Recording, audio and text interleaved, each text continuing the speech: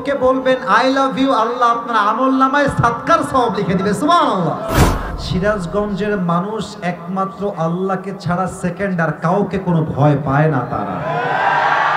এবং আপনি বিশ্বাস করবেন কিনা জানি না, 5 আগস্টের পূর্বে সিরাজগঞ্জের মানুষ দেখিয়ে দিয়েছে যে দেশকে সেকেন্ড টাইম স্বাধীন কেমন করে করতে হয়।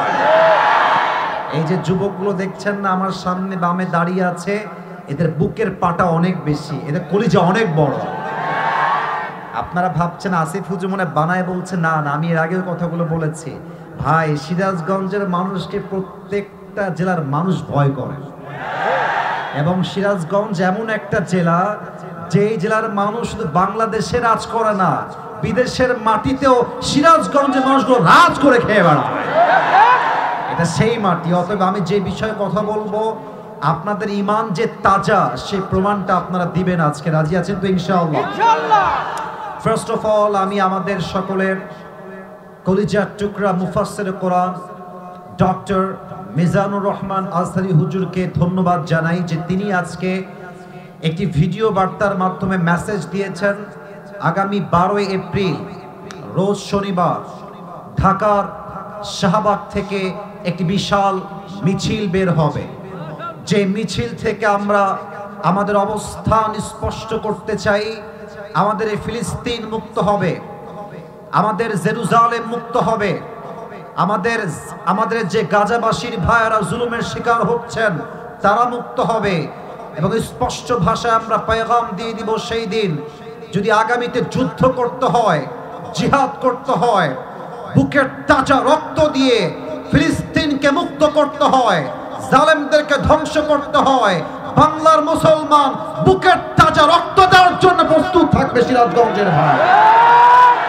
2 নাম্বার কথা, তাকবীর একটু পরে দেন। Let me finish my speech, আগে আমি আমার কথাটা শেষ করি।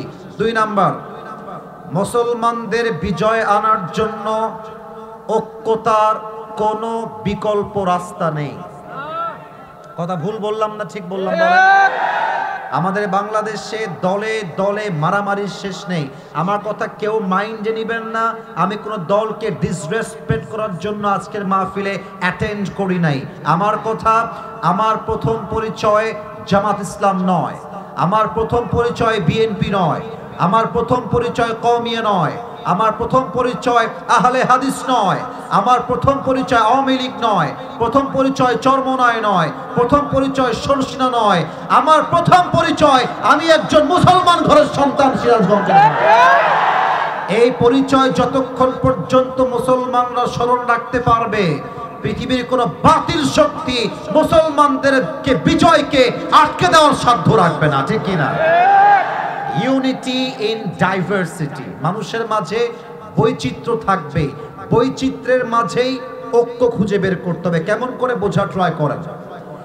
মসজিদে যখন যাবেন দেখবেন কেউ হাত বেঁধেছে বুকের উপরে, কেউ বেঁধেছে নাভির নিচে, কোনো একজন মানুষ ইমামের পেছনে সূরা ফাতিহা পড়ছে, আবার কেউ পড়ছে না, কেউ তারাবি পড়ছে 20 রাকাত, কেউ পড়ছে 8 রাকাত। কিয়ামত পর্যন্ত এই দলাদলি থাকবে, ভিন্নতা থাকবে, মতের পার্থক্য থাকবে।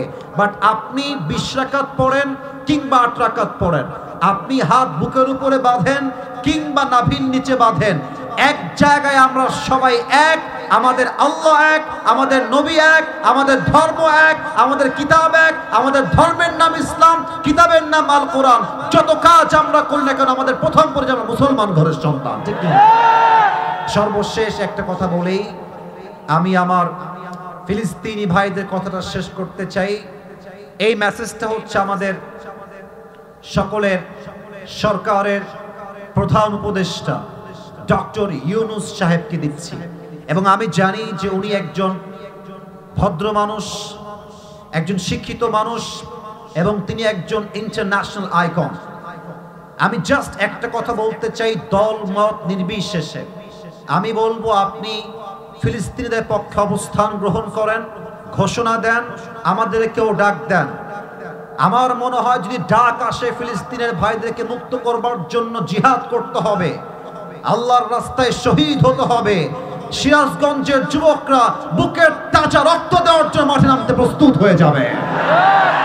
অতএব ইনশাআল্লাহ বিজয় আমাদের হবে, ইনশাআল্লাহ ভিক্টরি আমাদের হাতে আসবে। আর এই বিজয় আনার জন্য দলাদলি দিয়ে নয়, ঐক্যতার বাংলাদেশ করতে হবে। আল্লাহ আমার গাজার ভাইদেরকে হেফাজত করুক, সকলেই মন খুলে পড়না আমিন। আগামীর 12 এপ্রিল রোজ শনিবার ঢাকায় যে বিশাল এক মিছিল বের হবে, প্রতিবাদের মিছিল, এই মিছিলকে আল্লাহ তাআলা গাজাবাসীর মুক্তির ওয়াসিলা হিসেবে কবুল করুক, পড়েন সবাই আমিন। আপনারা যারা আজকের মাহফিলে এসেছেন, আপনাদের বউ আছে এমন কে কে আছেন একটু হাত তুলবেন। বিবাহিত কারা কারা? মাশাআল্লাহ মাশাআল্লাহ, বিবাহিত ভাইরা হাত নামান। এবার যাদের বউ নাই তারা একটু হাত তোলেন। এই যে আমজাদ ভাই, দেখেন কি অবস্থা, দেখেন তোমাদের বউ নাই? এ আমি বিশ্বাস করি না, বউ নাই সত্যি। আহা, আমি দোয়া করে দিই আল্লাহ সবাইকে দিনদার নেককার বউ দিয়ে দিক, পড়েন সবাই আমিন। যারা আমিন বলে নাই তারা কেউ বউ পাবে না। আরেকবার জোরে সোরে কোনা আমিন। আসলে ঈদ তো গেল যুবক ভাইরা, কিন্তু সত্য কথা হচ্ছে ঈদের যতই আনন্দ মানুষ করুক না কেন, বউ ছাড়া ঈদ আসলে কোনো ঈদই হতে পারে না যুবক ভাই। অতএব আমার অ্যানাউন্সমেন্ট শুরুতেই দিচ্ছি আমার মুরব্বীদের জন্য, মায়েদের জন্য, আগামীর ঈদ আসবে কুরবানির যুবকদের সিঙ্গেল দিয়ে হবে না, বউদের যুবকদের ঈদ হবে। আল্লাহ সবাইকে সেরকম দিনদার মেয়ে পাওয়ার তৌফিক দান করুক, পরের সবাই আমিন। আমরা আর কোনো বাড়তি কথা বলতে চাই না, সোজা তাফসীরে ঢুকে যেতে চাই। তবে তাফসীর করার পূর্বে আমরা সবাই মিলে 3টা তাকবীর দিব। প্রথম তাকবীর দিবেন আমার প্রিয় বিবাহিত ভাই যারা এসেছেন তারা, সেকেন্ড তাকবীর দিবেন আমার প্রিয় সিঙ্গেল ভাইরা। আমি দেখতে চাই কার গায়ের জোর আজকে কত বেশি। বিবাহিত আব্বাজান, বিবাহিত যুবক ভাইরা একটু কাশি দেন। বাবারে বাবা, সাউন্ড কি রে বাবা। আচ্ছা বিবাহিত ভাইরা আরেকবার কাশি দেন। সিঙ্গেল ভাইরা কিপ কোয়াইট, চুপ থাকবেন। বিবাহিত ভাইরা জাস্ট তাকবীর দিবেন, আমি নাম্বার দিব, দেখা যাক কে কত নাম্বার পায়। বিবাহিত ভাইরা লিল্লাহি তাকবীর, অ্যামেজিংলি অ্যাপ্রিশিয়েটেড। আপনারা নাম্বার পেয়েছেন 75। আচ্ছা ঠিক আছে, it's time for the single people, যাদের বউ কেউ নাই, জীবনটাই ফাঁকা, জীবনটাই শূন্য, জীবনটাই বৃথা। সিঙ্গেল ভাইরা কাশি দাও একটা, দেখা যাক নাম্বার কারা বেশি পায়। সিঙ্গেল ভাইরা তাকবীর দিবেন, বিবাহিত ভাইরা নীরবতা পালন করবেন। সিঙ্গেল ভাইরা নারে তাকবীর। বিবাহিত ভাইরা আমাকে মাফ করুন, আজকে আমার সিঙ্গেল ভাইরাই পাস করেছে, ঠিক কিনা বলেন? আচ্ছা যাই হোক, जो हो गया उसके बारे में सोचना नहीं है मेरे दोस्त। এবার আমরা সবাই মিলে একটা লাস্ট তাকবীর দিব এমন জোরে যে আমি আসিফ হুজুর তাকবীরের ঠেলায় স্টেজ ভেঙে উল্টে নিচের দিকে পড়ে যাব। দেখা যাক গায়ে কত জোর আছে। সবাই মিলে একটা কাশি দেন। মিডিয়ায় রেকর্ড হচ্ছে, কালকে সিরাজগঞ্জের মাহফিল পুরো বাংলাদেশে ছড়িয়ে যাবে। আমি চাই তাকবীরের সাউন্ড এত জোরে হবে, প্রত্যেক জেলার মানুষ বলতে বাধ্য হবে সিরাজগঞ্জের সন্তান কেউ কাপুরুষের সন্তান নয়, সব বীর পুরুষের সন্তানগুলো আমার সামনে বসে আছে। লিল্লাহি তাকবীর। আল কোরআনের আলো, আল হাদিসের আলো, কোরআন হাদিস যেখানে, আলেম ওলামা যেখানে, সিরাজগঞ্জবাসী যেখানে, আল্লাহ রাব্বুল আলামিন যেন কবুল করে, পড়েন সবাই আমিন। আপনাদের জন্য ছোট্ট একটা হাদিয়া নিয়ে আসছি, গিফট হাদিয়া। নিবেন না? নিবেন না মনে হয়, থাক। নিবেন সবাই, নিবেন? এটা সবাই পাবে না, যে কোনো একজন পাবে। ওকে, বের করি আগে। আমি আমার নিজের একটা টুপি নিয়ে আসছি, যেই টুপিটা আমার বড্ড পছন্দের টুপি। আমার যুবক ভাইয়েরা আমি জানি না ওরা আমার ড্রেস, আমার টুপি, আমার ওয়েস্ট কোট খুব পছন্দ করে, এবং আমি সিরাজগঞ্জে যতবার আসছি পুরস্কার দিয়েছি। ইভেন সিরাজগঞ্জ এমন একটা জেলা যেই জেলায় আমি আমার নিজের কোটি খুলে দিয়ে দিয়েছি ভালোবাসার খাতিরে, আর এই জেলার নামই হচ্ছে ভালোবাসার জেলা, ঠিক কি না? তো এটা একটু ভাব নিতে হবে, নয় আপনারা এটা মূল্য বুঝবেন না। এটার দাম বাংলাদেশি টাকায় 1000 টাকা, আর পাকিস্তানি টাকায় প্রায় 3 থেকে 4,000 টাকা। ভাব নিলাম, তবে কথা কিন্তু সত্য বলেছি। তো এটা আমি নিজে পড়ে অনেক ওয়াশ করেছি। আজকে ভাবলাম যে এই টুপিটা আমি যে কোনো একজন মুরব্বী কিংবা যুবককে গিফট হিসেবে আজকে পরায় দিব, but there is on condition, একটা শর্ত আছে। শর্ত হলো কোরআন থেকে হাদিস থেকে আমরা 3টা সাবজেক্টকে হাইলাইট করব। যদি কোনো মুরব্বী কিংবা যুবক এই পয়েন্টগুলোকে মেমোরাইজ করতে পারে, মুখস্থ করতে পারে এবং শেষে গিয়ে উত্তর করতে পারে, এই টুপিটা তাকে আমরা গিফট দিব। রাজি আছেন? আরে জোরে বলেন সবাই ইনশাআল্লাহ। অতএব ওয়াজ শুনবা এখানে, আর মন থাকবে গার্লফ্রেন্ডের কাছে। এই ওয়াজ দিয়ে কাজ হবে না যুবক ভাইরা। আমার দেহ এখানে, মানে আমার মনটাও এখানে, আমার কানটাও এখানে। আমি শ্রবণ করবো আস্তে কলিজার ভিতর থেকে, ঠিক কিনা বলেন? এবার আমি প্রশ্ন করছি, উত্তর দিবেন। আমাদের সকলের রব একজন, তিনি কে? এটা সিরাজগঞ্জের সাউন্ড হয় নাই, আরেকবার। আমাদের সকলের রব কে? আমাদের সকলের ধর্মের নাম কি? 3 নাম্বার প্রশ্ন, আমাদের সকলের ধর্মীয় কিতাব হচ্ছে একটা, কিতাবটার নাম? শেষ প্রশ্ন, এই উত্তরটা আমি সবার থেকে আওয়াজ করে শুনতে চাই। আমাদের শেষ নবী হচ্ছেন মুহাম্মদুর রাসূলুল্লাহ সাল্লাল্লাহু আলাইহি ওয়াসাল্লাম। এবার বলেন তো, আল্লাহ কি শুধু আমাদের না সবার? কোরআন কি আমাদের না সবার? ইসলাম কি আমাদের না সবার? আমাদের নবী কি শুধুই আমাদের না সবার? ওয়ামা আরসালনাকা ইল্লা রাহমাতাল লিল আলামিন। O my prophet, I have sent you as a mercy for the entire universe. হে রাসূল, আমি আল্লাহ তাআলা আপনাকে গোটা বিশ্বের জন্য রহমত করে পাঠিয়েছি। সুবহানাল্লাহ। এই নবীর জীবনের 3টা বৈশিষ্ট্য নিয়ে আজকে কথা বলতে চাই। বলেন সবাই, কয়টা? আমি জাস্ট বলে যাব এন্ড তারপরে আপনাদের থেকে উত্তর চাইবো। এক হচ্ছে, how was the prophet look like? আমার নবীজি দেখতে কেমন ছিলেন? নাম্বার 1, এই সাবজেক্টে আমরা কথা বলবো। Number 2, what's the status of last Messenger Muhammad সাল্লাল্লাহু আলাইহি ওয়াসাল্লাম ইন ইসলাম? আমার নবীর সম্মান, স্ট্যাটাস, মান, মর্যাদা ইসলামে কত বেশি, এটা আমরা সেকেন্ড পার্টে জানবো, দ্বিতীয় অংশে। And finally, 3 নম্বরে আমরা জানবো, what was the ideal of last messenger Muhammad sallallahu alaihi wasallam? আমার নবীর আদর্শ কেমন ছিল? আমার তো মনে হয় নবীর আদর্শে যদি বাংলাদেশ গড়া হয়, বাংলাদেশটা আসলেই সোনার বাংলাদেশ হয়ে যাবে। 3টা বিষয় আমি বলবো, আপনারা আমার সঙ্গে বলবেন। এক হচ্ছে নবীজির চেহারা। সিরাজগঞ্জের ভাইরা, এক হচ্ছে না, সিরাজগঞ্জের সাউন্ড পাই নাই, সো সরি। এক হচ্ছে নবীজির চেহারা, এক হচ্ছে ইয়েস, এখন সাউন্ড পারফেক্ট। 2 হচ্ছে নবীজির সম্মান। সিরাজগঞ্জের ভাইরা, 2 হচ্ছে নবীজির সম্মান। লাস্ট আওয়াজ দিয়ে বলবেন, কারণ শেষ ভালো যার সব ভালো তার। 3 হচ্ছে আমার প্রিয় নবীজির আদর্শ। বলেন সবাই, 3 নাম্বার নবীজির আদর্শ। এই 3টা বিষয়কে হাইলাইট করতে চাই। First of all, how was the prophet look like? আমার নবীজি দেখতে কেমন ছিলেন, তার গায়ের শক্তি কেমন ছিল? আল্লাহর হাবিব বলতেন, আমার ডান হাতের ভেতরে আল্লাহ তাআলা জান্নাতি 40 জন পুরুষের শক্তি ঢুকিয়ে দিয়েছেন। আমাকে আল্লাহ তাআলা ডান হাতে এমন শক্তি দিয়েছেন যে আমি আমার ডান হাত দিয়ে মক্কার সবচেয়ে বড় কুস্তিগির রুকানাকে একটা ধরে একটা জমিনে আছাড় মেরেছি। আল্লাহু আকবার। আমার প্রিয় ভাইরা, ওয়াজ জাস্ট শুনলেই হবে না, এটাকে হৃদয় থেকে ফিল করতে হবে। আর মুরব্বী যারা এসেছেন, আপনাদেরকে আমি শুরুতেই স্যালিউট জানাই। আপনার বয়স থেকে আপনি যে মাহফিলে এসেছেন, এটা আমার মতো অধমের জন্য বড় সৌভাগ্যের বিষয়।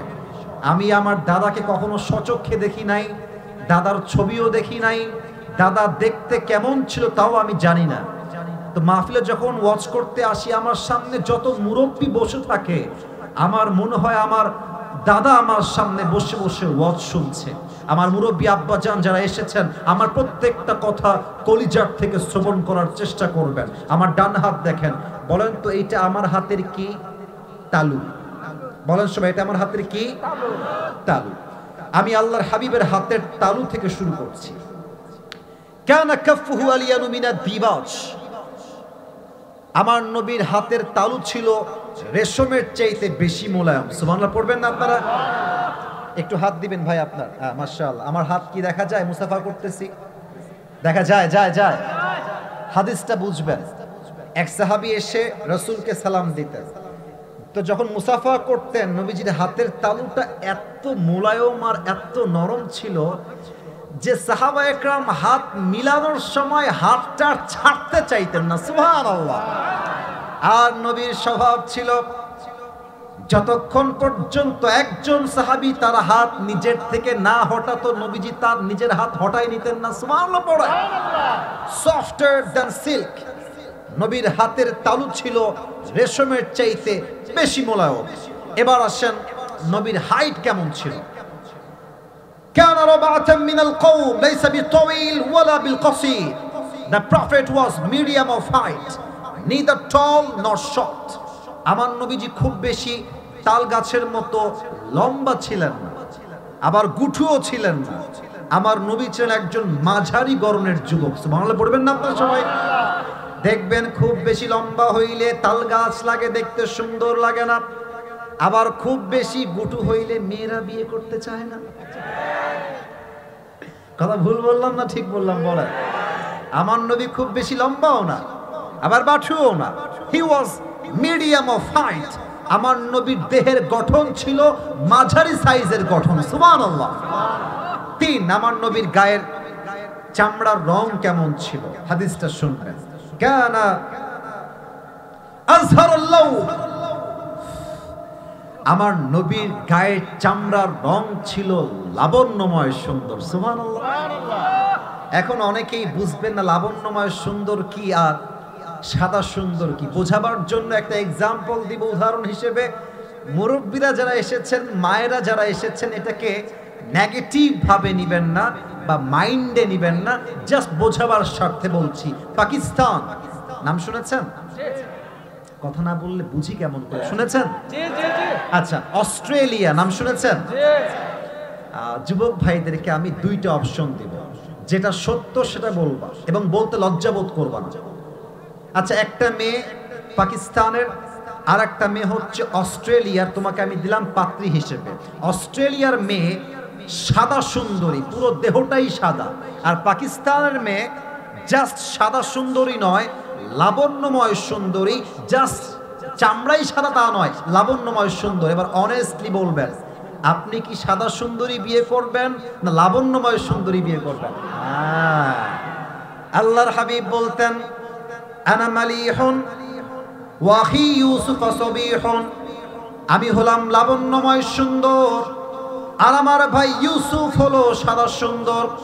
এবার বলেন তো, সাদা সুন্দর বেশি সুন্দর না লাবণ্যময় সুন্দর বেশি সুন্দর? আমার নবীর চেহারা লাবণ্যময় সুন্দর ছিল। সুবহানাল্লাহ পড়েন সবাই। আম্মা জান আয়েশা রাদিয়াল্লাহু তাআলা আনহা বলতেন, এশারের নামাজের পরে যখন আমার নবী আমার ঘরে প্রবেশ করতেন, আমার মনে হতো একটা চাঁদ আকাশ থেকে আমার ঘরে প্রবেশ করেছে। এবার একটু আমার দিকে তাকাবেন। আমি টুপি খুলতে চাচ্ছি না। আমার পেছনে এইটা কি? চুল। এটার নাম কি? যুবক ভাইয়ারা কান খাড়া করবা। নবীর চুলের কাটিং ছিল মোট 3টা। একটা হচ্ছে কানের লতি বরাবর, আর একটা কানের মাঝ বরাবর, আও এই কাঁধ বরাবর। এটার নাম হচ্ছে বাবরি কাটিং। কাটিংটার নাম কি কাটিং? আর আজকালকার যুবকরা কি কাটিং দেয় দেখবেন, ডানে একদম চুল নাই, বামে চুল নাই, আর মাঝখানে সজারুর মতো লম্বা লম্বা খাড়া খাড়া খাড়া খাড়া চুল। এই কাটিং এর নাম দিয়েছে আমি ঘোড়া কাটিং। এবং আমার কথা শুনলে অনেকের গা জ্বলবে, বিশেষ করে মেয়েদের। মেয়েদের রুচি আজকাল এত খারাপ হয়ে গেছে, দিনদার পছন্দ হয় না, বেশিরভাগ মেয়েদের গাঞ্জাখোর ছেলে বেশি পছন্দ হয়। বাসও খায় সেই লেভেলের। আরে মিয়া, গাঞ্জাখোর তো নিজের জীবনের মূল্য নিজেই বোঝে না, ও তার বইয়ের মূল্য বুঝবে কেমন করে সিরাজগঞ্জের যুবক। আচ্ছা এবার শুনে আমার নবীর দাড়ি কেমন ছিল। আচ্ছা আমার দিকে তাকান তো, এটা আমার মুখে কি? আস্তে কেন, জোরে বলেন, নাম কি? মিথ্যা বলবেন না কেউ, আমি যে দাড়ি রেখেছি চাপ দাড়ি, I M a very young man. আমি কি বুড়া নাকি রে বাবা? ভেরি ইয়াং ম্যান, যুবক ছেলে আমি। আচ্ছা দাড়ি যে আমি রেখেছি, এই যে সোনামণি, এই যে এইটা তোর বউ নাই, বস মনে কি বদমাইশ দেখেছেন, লুক করে উঠে গেছে, আমি দেখতেই পাইনি ওকে। যে উঠে যাবে নিজ দায়িত্বে লুঙ্গি টান দিয়ে ধরে বসায় দেওয়া লাগবে। ওয়াজে আসবেন নিজের ইচ্ছায়, তবে দোয়া না করে মাহফিল থেকে উঠে যাওয়া যাবে না। আচ্ছা দাড়ি রেখে অনেস্টলি বলবেন আব্বাজান, যুবক ভাইরা, আমাকে কি দেখতে অসুন্দর লাগছে না সুন্দর লাগছে? অনেক মেয়ে দেখবেন দাড়িওয়ালা যুবককে পছন্দ করতে চায় না, বিয়ে করতে চায় না। তা আপনি যদি কোনো মেয়ের কাছে যান পাত্র হিসেবে, আর মেয়েটা বলে যে ভাইয়া আপনার সবকিছু পছন্দ হয়েছে, বাট দাড়িটা পছন্দ হচ্ছে না, আমি আপনাকে বিয়ে করতে পারবো না। আমরা তো সিরাজগঞ্জের মানুষ, মানুষ যতই বেয়াদব হোক আমরা তো বেয়াদব হতে পারি না, বলো না সবাই, ঠিক আছে কিনা? আপনি বলবেন যে আপু আপনার দাড়ি পছন্দ না, ঠিক আছে আপু, নো প্রবলেম অ্যাট অল, আমি আপনার সাথে জাস্ট একটা মিনিট সাইডে গিয়ে কথা বলতে চাই, একটু সময় দিবেন প্লিজ। তো আপু যখন সাইডে আসবে, তুমি উইথ ডিসেন্ট ম্যানার, ভদ্রতা নিয়ে বলবো, আপু আপনার মতো মেয়ের যেহেতু দাড়ি পছন্দ না, আমার মনে হয় আপনার মতো মেয়ের জন্য দাড়িওয়ালা বীর পুরুষ পারফেক্ট হবে না। আপনার মেয়ে, আপনার মতো মেয়ের জন্য বিটিএস এর হিজড়া ছাড়া সেকেন্ড কোনো অপশন আমার কাছে আর না। আরে সোজা কথা, যেই মেয়ে আমাকে দাড়ির জন্য বিয়ে করতে চায় না, সে আমার বাড়ির বউ হওয়ার যোগ্যতাই তো রাখে না সিরাজগঞ্জের ভাই। এবার বলেন তো, আমার নবীর মুখে লম্বা লম্বা চাপ দাড়ি ছিল নাকি ছিল না? আমার নবীর মতো সুন্দর এই তল্লাটে সেকেন্ড আর কেউ কি হতে পারে? চাঁদের চেয়ে সুন্দর তুমি, নবী আমার কমলিওয়ালা, দো জাহানের বাদশা তুমি, প্যারা নবী সাল্লে আলা, দো জাহানের বাদশা তুমি, প্যারা নবী সাল্লে আলা, চাঁদের চেয়ে সুন্দর তুমি, নবী আমার কমলিওয়ালা। সুবহানাল্লাহ পড়বেন না আপনারা? এবার বলেন তো, যে হাদিসগুলো শুনলেন আপনাদের কি মনে হয় আমার নবী কি দেখতে শুধুই সাধারণ না অসাধারণ? আমার নবী দেখতে জাস্ট সুন্দর না অনেক বেশি সুন্দর? সেই নবীর উম্মত হতে পেরে আমরা সবাই খুশি না বেজার? সকলেই জবান খুলে পড়েন আলহামদুলিল্লাহ। এক নাম্বারকে এখানেই শেষ করলাম। তাকবীর দিবেন জাস্ট গ্যাপ দেওয়ার জন্য। আমি 1 থেকে 3 গুনবো, মাইন্ডসেটকে কুল করবেন, নিজেকে স্থির রাখবেন। 1 2 3, নারায়ে তাকবীর। 2 নাম্বার হচ্ছে আমার নবীজির সম্মান। আমি যদি সবাইকে প্রশ্ন করি সিরাজগঞ্জের উল্লাপাড়ার এই মাটিতে, যে ভাই বলেন তো আপনার জীবনের সবচেয়ে বড় নিয়ামত কি? অনেকেই বলবেন আমার জীবনের সবচেয়ে বড় নিয়ামত হচ্ছে আমার মা। অনেকে বলবেন আমার জীবনের সবচেয়ে বড় নিয়ামত হচ্ছে আমার বাবা। অনেকে বলবেন আমার জীবনের সবচেয়ে বড় নিয়ামত হচ্ছে আমার এই 2 চোখ। এই 2 চোখ দিয়ে I can see everything in this world. এই দুনিয়া সবকিছু আমার 2 চোখ দিয়ে আমি দেখি। অনেকে বলবেন আমার জীবনের সবচেয়ে বড় নিয়ামত হচ্ছে আমার এই 2 হাত। এই 2 হাত দিয়ে আমি কাজ করি বিধায় আমার পরিবার চলে, আদারওয়াইজ আমার পরিবার চলতো না। এটা আমার জীবনের সবচেয়ে বড় নিয়ামত। অনেকে বলবেন আমার জীবনের বাড়ি আমার নিয়ামত, গাড়ি নিয়ামত, বউ নিয়ামত, সন্তান নিয়ামত। আল্লাহ বলছেন বান্দা, নো, এটা তোমার জীবনের সবচেয়ে বড় নিয়ামত নয়। এবার বান্দা বলছে, আল্লাহ আমার জীবনের সবচেয়ে বড় নিয়ামত কি? আল্লাহ তুমিই বলে দাও। এবার আল্লাহ জবাব দিচ্ছেন 4 নাম্বার পারার 10 নাম্বার পৃষ্ঠা, সূরাত আলে ইমরানের 164 নম্বর আয়াত। আল্লাহ রাব্বুল আলামিন বলছেন, লাকাদ মান্নাল্লাহু আলাল মুমিনিনা ইয বা'আথা ফীহিম রাসূলা। আল্লাহ বলছেন, বান্দা তোমার জীবনের সবচেয়ে বড় নিয়ামত তোমার মা নয়, তোমার জীবনের সবচেয়ে বড় নিয়ামত তোমার বাবা নয়, ভাই নয়, বউ নয়, বাচ্চা নয়, গাড়ি নয়, বাড়ি নয়, সম্পত্তি নয়। আমি আল্লাহ যা বলছি খুব মন দিয়ে শুনবা। তোমার জীবনের সবচেয়ে বড় নিয়ামত হলো আমি আল্লাহ রাব্বুল আলামিন তোমাকে শেষ নবীর উম্মত করে দুনিয়াতে পাঠিয়ে দিয়েছি। সুবহানাল্লাহ। This is the biggest mercy, blessing and bounties that Allah has given you in this worldly life. বান্দার জীবনে নবীর উম্মত হওয়ার মতো আর বড় সৌভাগ্যের বিষয় সেকেন্ড আর কিছুই হতে পারে না, ঠিক কিনা বলেন? এবার আমি 4টা প্রশ্ন করব সবাইকে, আশা রাখবো ভুল উত্তর কেউ দিবেন না, বাট উত্তরটা জোরে চাই, আর ভয় পাবেন না। আরে ভাই, আপনারা আমার ভালোবাসার মানুষ, আশা রাখবো আমিও আপনাদের ভালোবাসার মানুষ। আর ভালোবাসার ক্ষেত্রে কোনো ভয় হয় না, ভালোবাসার ক্ষেত্রে শুধু ভালোবাসাই চলে, ঠিক কিনা বলেন? আচ্ছা বলেন তো, আমার নবীর বাবার নাম কি ছিল? অনেকে ভয় পেলেন, কেন ভয় পাবেন? বলেন নাম কি ছিল? আব্দুল্লাহ। আচ্ছা, 1 নাম্বার প্রশ্ন শেষ।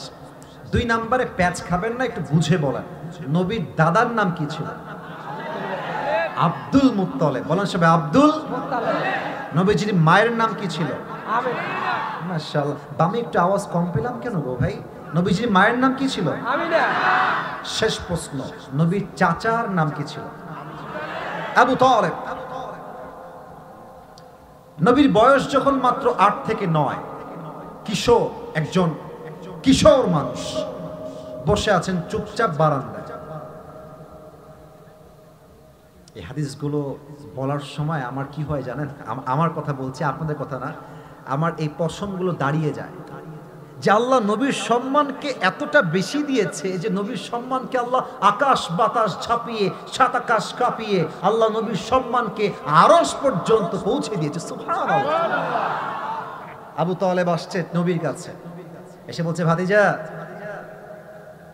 তুমি যে কোনো সাধারণ মানুষ নও, তুমি যে এক অসাধারণ মহামানব, এটা কিন্তু তোমার জন্মের পর থেকেই আমি জানি। সুবহানাল্লাহ পড়বেন না আপনারা? তো নবীজি বলতে, চাচা কি জানেন, কি শুনেছেন আমাকে বলেন তো চাচা, কি শুনেছেন? চাচা বলছে, মুহাম্মদ আমি জাস্ট শুনি নাই, আমি তোমার সম্মান আমার চোখের সামনে দেখেছি। পড়েন সবাই আল্লাহু আকবার। চাচা কি শুনেছেন তাই বলেন, কে বলেছে আপনাকে? বলছে, মুহাম্মদ তোমার সম্মানের কথা অন্য কেউ বলে নাই, তোমার গর্ভধারিণী মা আমাকে তোমার সম্মান সম্পর্কে অবহিত করেছে। কি বলেছে চাচা আমাকে বলেন? মুহাম্মদ, একটা বাচ্চা যখন মায়ের গর্ভে আসে, 10 মাস 10 দিন যাবত মা বাচ্চাকে নিয়ে চলতে পারে না, হাঁটতে পারে না, খেতে পারে না, আরাম করে ঘুমাইতে পারে না। বাট যখন থেকে তুমি তোমার মায়ের গর্ভে এসেছো, গর্ভে আসার থেকে নিয়ে শুরু করে ডেলিভারি পর্যন্ত তোমার মায়ের পেটে একটা মুহূর্তের জন্য তোমার মা ব্যথা অনুভব করে নাই। সুবহানাল্লাহ। আচ্ছা, আপনারা যারা মুরব্বীরা আছেন খুব ভালো করে বুঝবেন, এখন তো ট্যাপ আছে, তারপরে হচ্ছে আপনার চাপকল আছে না, টিউবওয়েল আছে না, টিপ মারলে পানি বের হয় আর ট্যাপ ঘুরাইলেই পানি বের হয়। বাট মুরব্বী যারা এসেছেন তারা বুঝবেন, আগে ট্যাপও ছিল না, কুয়াও ছিল। শুধু কি ছিল ভাই? শুধু কুয়া, ট্যাপ কিংবা টিউবওয়েল কিছুই ছিল না। তো আমরা পানি তোলার জন্য 2টা জিনিস আনতাম, এক হচ্ছে বালতি, আর এক হচ্ছে, এই যে কথা না বললে বুঝি কেমন, এক হচ্ছে বালতি আর এক হচ্ছে। মুহাম্মদ, যখন তুমি তোমার মায়ের গর্ভে ছিলে, তোমার মা কুয়ার থেকে পানি তোলার জন্য বালতি আর রশি নিয়ে গিয়েছে। আর সেই দিন কুয়ার পানি তোলার জন্য রশি ফেলতে হয় নাই, কুয়ার পানি তল থেকে অটোমেটিক উপরের দিকে উঠে চলে আসছে। সুবহানাল্লাহ। ও চাচা, আপনি আর কি কি শুনেছেন? আবু তালেব ডাক দিয়ে বলছে, ইয়া মুহাম্মদ, যখন তুমি তোমার মায়ের গর্ভে ছিলে, তোমার মা তোমাকে গর্ভে ধারণ করে রাস্তায় বাইরে বের হয়েছে হাঁটার জন্য। রাস্তায় প্রচন্ড তাপ, রোদের প্রখর তাপে মানুষের মাথার মগজগুলো টকবক টকবক করে ফুটছে, বাট তুমি তোমার মায়ের গর্ভে আছো, তোমার মা বাহিরে বের হয়েছে, বাহিরে বের হওয়ার সাথে সাথেই রোদের তাপ কমে একটা মেঘের ছায়া এসে তোমার মায়ের মাথার উপরে দাঁড়িয়ে গিয়েছে এবং ছায়া দেওয়া শুরু করে দিয়েছে। চাচা আর কি শুনেছেন? আপনারা তো গ্রামের মানুষ, আমিও গ্রামেরই ছেলে, এটা আমরা প্রাউড ফিল করি। অনেকে গ্রামের ছেলেদের দিকে আঙ্গুল তুলে বলে যে এরা হচ্ছে খ্যাত, এরা কিছু করতে পারবে না। আরে বেটা, ইতিহাস পড়ো, যারা জীবনে ভালো কিছু করেছে, ইতিহাস করেছে, তার ৮০% মানুষ গ্রামগঞ্জের সন্তান ছিল তারা। আর আমি তো, আপনারা কি আমাকে আগের থেকে চেনেন? আমার ওয়াজ কি আপনারা ফেসবুক ইউটিউবে দেখেছেন কখনো? ও তাহলে তো মাশাআল্লাহ, আপনারা আমাকে চেনেন। আমার ওয়াজে আমি একবার বলেছিলাম, হয়তো বা অনেকের মনে থাকলে থাকতেও পারে, আমি প্রাউডলি বলেছিলাম যে মধ্যবিত্ত পরিবারের সন্তান মানেই হচ্ছে একটা ব্র্যান্ড যুবক ভাই। আমাদেরকে আপনি ভাত দিবেন, ডাউল দিবেন, খাবো। ভাত দিবেন, আলু ভর্তা দিবেন, তাও খাবো। ভাত দিবেন, গোস্ত দিবেন, তাও খাবো। কিছুই দিবেন না, এক প্লেট ভাত দিবেন, এক গ্লাস পানি দিবেন, একটা মরিচ দিবেন, পান্তা ভাত হলেও আমার চলবে। সাইকেল দিবেন চলবে, বাইক দিবেন চলবে, কার দিবেন চলবেন, বলবেন যে কিছুই দিব না, হেঁটে আসতে হবে, হেঁটেও আমার চলবে। কারণ আমি বড়লোক ঘরে ধাপুস ধুপুস খেয়ে বড় হওয়া ব্রয়লার মুরগি নয়। আমি মধ্যবিত্ত পরিবারের সন্তান। আমি যেমন আরাম করতে পারি, আমি চাইলে রক্ত পানি করে মাথার ঘাম পায়ে ফেলে পরিশ্রম করতে পারি সিরাজগঞ্জের ভাই। তো যারা আমরা গ্রামের সন্তান, আমরা জানি যে বাচ্চা যখন ডেলিভারি হয়, যে রুমে ডেলিভারি হয়, যে ঘরে, দেখবেন সেই ঘরটা দুর্গন্ধ হয়ে যায় এবং সেই ঘরের দুর্গন্ধ দূর করার জন্য আমরা ধূপ জ্বালাই। ধূপ, এই ধূপ জ্বালাইলে দুর্গন্ধ আর থাকে না। তো মুহাম্মদ, তোমার মা আমাকে বলেছে, আবু তালেব শোনো, মুহাম্মদ যেই ঘরে জন্মগ্রহণ করেছে সেই ঘর দুর্গন্ধ হতো দূরের কথা, সেই পুরো ঘরটা মেশকে আম্বরের চাইতে বেশি সুঘ্রাণ হয়ে গিয়েছে। এবার নবীর সম্মান কম না বেশি? আপনারা সবাই আল্লামা দেলোয়ার হোসেন সাইদি হুজুরের নাম শুনেছেন? কলিজার টুকরা মুরব্বীদের সাইদি হুজুর হচ্ছেন আত্মার মানুষ, আমাদের কলিজার মানুষ। আমার মনে হয় যে জাস্ট মুরব্বী নয়, মায়েরা নয়, প্রত্যেকটা যুবক আল্লামা সাইদি হুজুরকে কলিজার থেকে ভালোবাসে। আল্লাহু আকবার, কি সুন্দর ভাষা, কি সুন্দর কথা, কি সুন্দর মার্জিত ভাষাটা। তবে বলতে বাধ্য হচ্ছি, আমি কোন দল মতের কথা এখানে বলবার জন্য আসি না। Please give him space, give him space, let's take time. একটু সময় নাও, একটু সময় দাও। ওরা আমার ভিডিও করছে, তোমরাই তো দেখবা এগুলো, তাই না? ঠিক করো, একটু সময় দাও, একটু সময় দাও। আল্লামা সাইদি হুজুরকে মিথ্যা রাজাকারের ট্যাগ দিয়ে গোপনে ইনজেকশন পুশ করে হত্যা করা হয়েছে। এখানে আমি আওয়ামী লীগ বুঝি না, বিএনপি বুঝি না, হেফাজত বুঝি না, চরমোনাই বুঝি না, আলিয়া বুঝি না, কওমি বুঝি না, বিএনপি বুঝি না, জামাত বুঝি না, আহলে হাদিস বুঝি না, শর্ষিনা বুঝি না। আমার কথা একটা, আগামীতে এই বাংলার মাটিতে সাইদি হুজুরকে যারা হত্যা করেছে এদেরকে ধরে নির্বিচারে বাইতুল মুকাররমের সামনে ফাঁসির কাস্টে হত্যার রায় পাস করতে হবে। আল্লামা সাইদি হুজুরের কথাগুলো যে কি সুন্দর রে ভাই। সেই দিন বসে বসে বাসার ভিতরে আল্লামা সাইদি হুজুরের মধুর কণ্ঠের একটা ওয়াজ শুনছিলাম, 15 বছর আগের ওয়াজ। এখন তো 2025 সাল, তাই না? আচ্ছা, 15 বছর আগে কত সাল ছিল? 2010 সাল। আমি যেটা বলবো ওইটা বুঝবেন, 10 সাল না। 15 বছর আগের ওয়াজ শুনতেছি, আর আমি একজন স্মার্ট ছেলে হিসেবে, এই যুগের ছেলে হিসেবে মনে হচ্ছে যে এই মানুষটা 2025 সালে বসে বসে মানুষের যেমন ওয়াজ দরকার তেমন ওয়াজ করছে। আল্লাহু আকবার। এই মানুষটার পরে আমরা একজন মানুষ পেয়েছি যে মানুষের মনে জায়গা করেছে, তার নাম হচ্ছে ডক্টর মিজানুর রহমান আজহারি হুজুর। এই জন্য আমরা বলি ভাই যে আপনারা যতই আমাদেরকে জেল দেন, জুলুম দেন, মারেন, কাটেন, হত্যা করেন, যাই করেন, ইসলামের বাণী আগেও প্রচার হয়েছে, আজও প্রচার হবে, আগামীতেও প্রচার হবে। কোন বাপের ক্ষমতা না ইসলামকে রুখে দেওয়ার, যুবক ভাই। উনি নবীর সম্মান বোঝাবার জন্য একটা কথা বললেন যে আমার নবীর সম্মান এত বেশি ছিল যে আমার নবী মৃত্যুর সময়ও সম্মান পেয়েছে। সুবহানাল্লাহ পড়বেন না আপনারা? নবী যেই দিন মারা যাবেন, নবীজির গায়ে প্রচন্ড পরিমাণে জ্বর, আর জ্বরের যন্ত্রণায় নবীজির হাতের প্রত্যেকটা চামড়ার অংশগুলো লাল হয়ে গিয়েছে, চেহারা লাল হয়ে গিয়েছে। নবী একবার ডান কাত হয়, একবার বাম কাত হয়, উঠে দাঁড়াতে পারছে না। ফজরের নামাজ যখন হয়ে গেল, নবীর কাছে জিবরাইল আসলেন, এসেই বলছে আসসালামু আলাইকা ইয়া রাহমাতাল লিল আলামিন। ও নবী, আপনাকে সালাম, আপনাকে আমি আমার মন থেকে সালাম জানাই নবী। তবে এই সালামটা আমি আপনাকে দেই নাই, বরং আল্লাহ রাব্বুল আলামিন আরশে আজিম থেকে এই সালামটা আপনার দরবারে পৌঁছে দিয়েছে। কোন সবাই সুবহানাল্লাহ। নবী হে, আপনি কেমন আছেন? আপনার শরীর কেমন? এতটা জ্বর নবীর গায়ে, আর নবীজি বলছে জিবরাইল আলহামদুলিল্লাহ, আল্লাহ আমাকে বড্ড ভালো রেখেছেন জিবরাইল, আমি অনেক ভালো আছি। সুবহানাল্লাহ পড়বেন না আপনারা?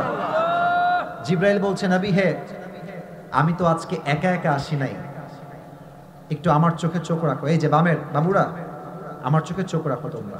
নবী, আজকে আমি একা আসি নাই, একটা মেহমান আসছে আমার সাথে। আরে কে মেহমান? নিয়ে আসো আমার কাছে, কে সেটা নিয়ে আসো। জিবরাইল বলছে ইসমুহু মালাকুল মউত, তার নাম হচ্ছে মালাকুল মউত। হে রাসূল, আমি কি নিয়ে আসবো তাকে? আরে নিয়ে আসো জলদি করে। মালাকুল মউত নবীর কাছে আসছে, এসেই নবীর ডান পাশের শিওরে দাঁড়িয়ে সালাম দিয়েছে, আর ডাক দিয়ে বলছে ইয়া রাসূলুল্লাহ, ইয়া হাবিবাল্লাহ, ফ্রম আদম টু ঈসা, আদম থেকে নিয়ে শুরু করে ঈসা আলাইহিস সালাম পর্যন্ত প্রত্যেকটা নবীর রূহ আমি কবজ করেছি, প্রত্যেকটা সাহাবীর রূহ আমি কবজ করেছি, প্রত্যেকটা আল্লাহওয়ালার রূহ আমি কবজ করেছি, বাট আপনি প্রথম মানুষ যার কাছে এসে আমি মালাকুল মউত সালাম পেশ করেছি। নবী হে, আল্লাহ আমাকে আপনার কাছে পাঠিয়েছে আর একটা কথা বলেছে, এই কথা হচ্ছে আমার মূল মেসেজ। নবী, আল্লাহ আমাকে বলেছেন খবরদার মালাকুল মউত, এটা আমার প্যারা হাবিব, বেয়াদবি যেন না হয়, আগে যাবি সালাম দিবি, আর নবীকে বলবি নবী আপনি কি যাবেন নাকি থাকবেন? যদি আপনি যেতে চান তবে আপনাকে নিয়ে যাব, আর যদি আপনি থাকতে চান আমি আপনাকে রেখে আবার এখান থেকে সালাম দিয়ে বিদায় হয়ে যাব। একটা মানুষের সম্মান কতটা হাই লেভেলের হলে মৃত্যু তার থেকে পারমিশন চায়, may I come in sir, আমি কি আসতে পারি আপনার কাছে? আরে এমন সম্মান পৃথিবীতে কেউ পায় নাই, আগামীতেও পাবে না, ঠিক কিনা বলেন? এবার দেখেন আমার চোখের দিকে। আচ্ছা, এখানে একটু এক্সাম্পল দেই। এখানে একজন যুবক ওই যে ভিডিও করছে, তোমার নাম কি বাবু? ধমক না, নাম কি? আব্দুল মালিক। আর ডান পাশে সাদা শার্ট, আপনার নাম কি ভাই? আব্দুল হালিম। আব্দুল মালিক, আব্দুল হালিম, নাম তো মাশাআল্লাহ সুন্দর লাগছে, আল্লাহ কবুল করুক, পড়েন সবাই আমিন। ওরা দুইজন হচ্ছে বেস্ট ফ্রেন্ড, কথার কথা বলছি, উদাহরণ দিচ্ছি হাদিসটা বোঝাবার জন্য। আর পেছনে আরো 10 জন বসে আছে।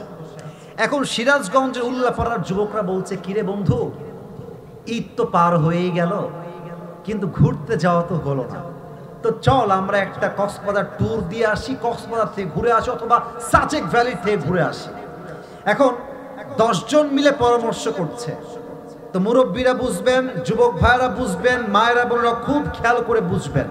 তো দেখবেন 10 জন বন্ধুর সঙ্গে পরামর্শ হচ্ছে কক্সবাজার যাওয়া নিয়ে। দেখবেন যে যার বেস্ট ফ্রেন্ড ও তার দিকে তাকায়, কিরে তুই যাবি? তো দেখবেন যখন ঘনিষ্ঠ বন্ধু বলে বন্ধু আমি যাব, দেখবেন ওই বন্ধু বলে আমিও যাব, ঠিক কিনা বলেন? তো নবীর সবচেয়ে বেস্ট ফ্রেন্ড ছিল জিবরাইল আলাইহিস সালাতু ওয়াস সালাম। নবীজি বলছে জিবরাইল কি বলো, আমি কি যাব না থাকবো? জিবরাইল কথাটা শুনেই মাথাটা নিচু হয়ে গিয়েছে, আর ডাক দিয়ে বলছে ইয়া রাসূলুল্লাহ, ইয়া হাবিবাল্লাহ, যদি আপনি আমার থেকেই পরামর্শ চান তবে আমি বলবো আল্লাহ আপনাকে দেখার জন্য আরশে আজিমে অপেক্ষায় বসে রয়েছে ইয়া রাসূলুল্লাহ। আপনি গেলেই ভালো হয়।